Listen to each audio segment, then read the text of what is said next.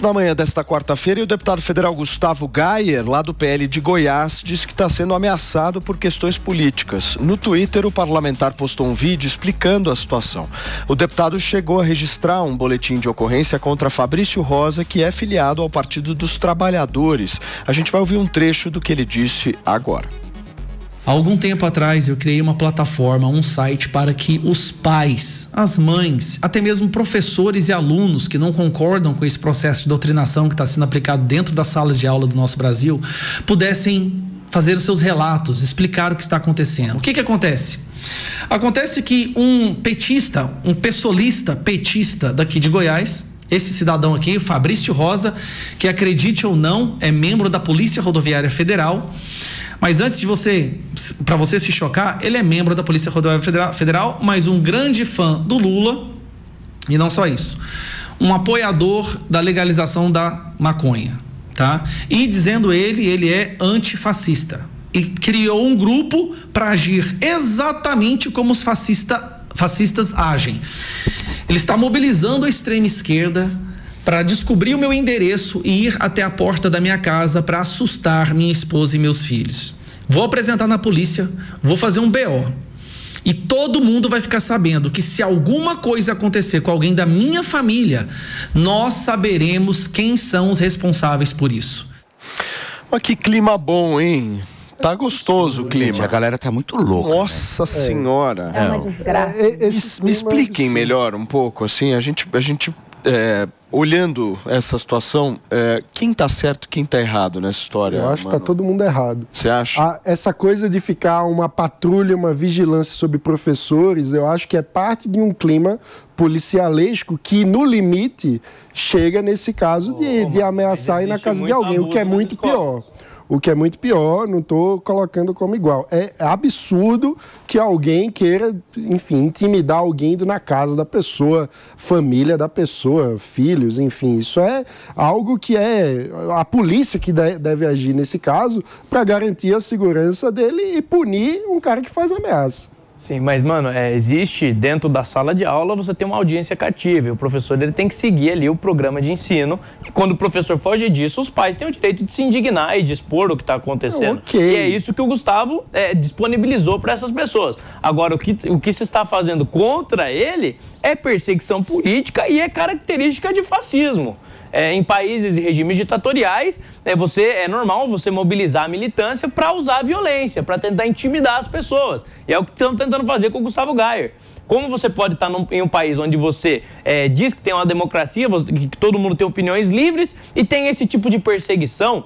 A lei tem que ser aplicada e esse cara tem que ser responsabilizado se realmente ele está mobilizando pessoas nesse sentido. Sim, quanto à questão de sala de aula, eu acho que a família precisa... Deixa eu só receber quem nos acompanha pelo rádio.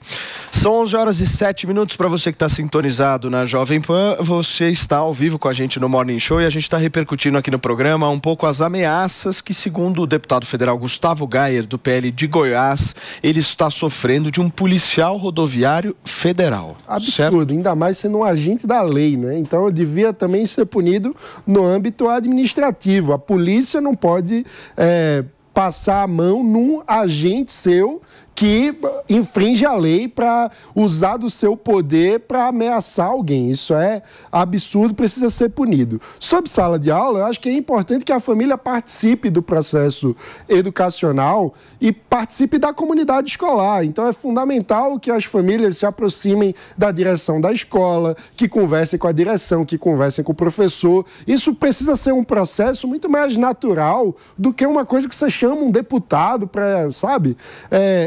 Então, o meu ponto é, a educação... Você não quer deputado se metendo nisso, é basicamente isso. Exato, isso tem que ser algo da comunidade escolar e não do deputado. Às vezes o recurso às instâncias menores, às vezes você apenas falar com a direção, não resolve. E daí se faz necessário sim você expor.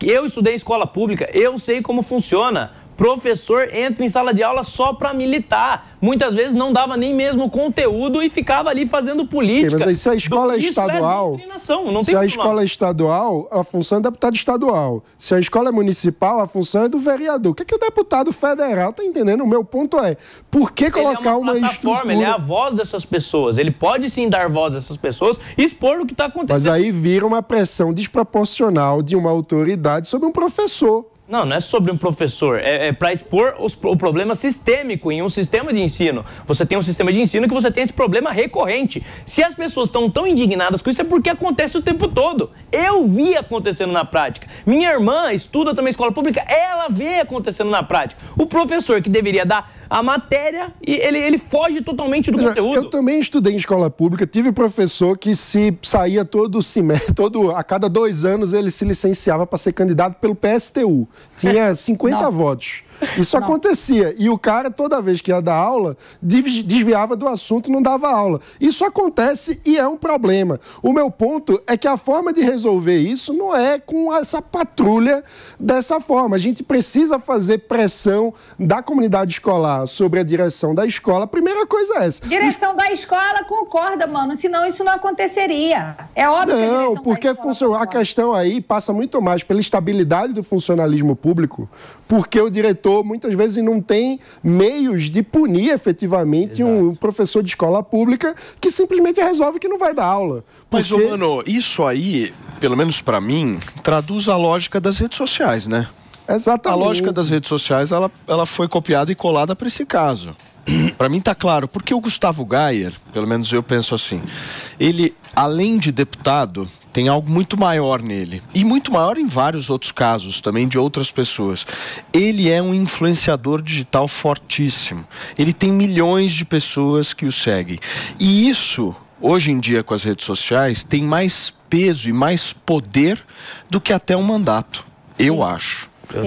Dependendo do caso. Então, por exemplo, sei lá, tem deputado que tem 2, 3, 4, 5 milhões de seguidores nas redes sociais. O que é mais importante? O cara falar com 4, 5 milhões de pessoas todo dia ou ele ter um mandato parlamentar?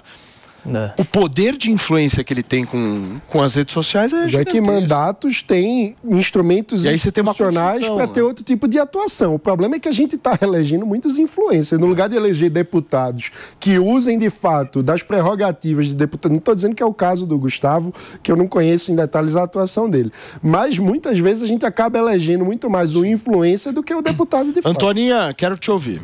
Sim, concordo. Eu concordo com o que o Mano fala. Assim, se esse policial está fazendo isso, é crime. Ele está incitando pessoas a ir para a porta, para a residência de uma ou outra pessoa. Então, assim, se é na minha porta e eu recebo a bala, quem é que está errado? Eu ou quem tentou invadir minha casa? Essa é a pergunta. É uma pergunta, tá? Segundo, acho que, assim, se eu sou deputado e eu quero abrir uma plataforma de reclamação, eu também posso, entendeu? Agora, esse momento, Antônia, gente, tá acontecendo, denuncia aqui o professor que ao invés de dar aula vai militar, denuncia aqui, que a gente vai tomar providência. Eu posso também, entendeu? Agora, tem a coisa do influencer, que às vezes é muita coisa, sabe? É muito... Então, acaba que atrapalha, descredibiliza um pouco e por aí vai. Tá, para resumir a ópera, tá tudo errado. Agora, é fato que quem é de direita radical, muita gente é cega, né? Não consegue ver defeitos em nada e nem ninguém. E é mesmo para a esquerda. Eu penso que fizeram uma lavagem cerebral tão grande nessas pessoas que elas não conseguem enxergar nada em sua frente. O cara pode matar um ali na frente. Não, eu sonhei, foi só um sonho, foi a ilusão de não foi ele não, imagina, mas coitadinho, não, injustiça.